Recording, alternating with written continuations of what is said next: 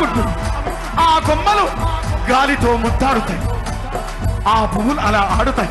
అదిగో ఆ పావురాల జంట నేనెప్పుడు విడిపోనట్టుంది.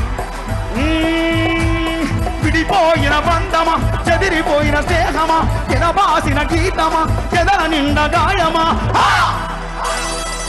పువ్వులు పుప్పొడిలా పువ్వులు పుప్పొడిలా పవిత్ర బంధమా, పరమాకుని రూపమా, పవిత్ర బంధ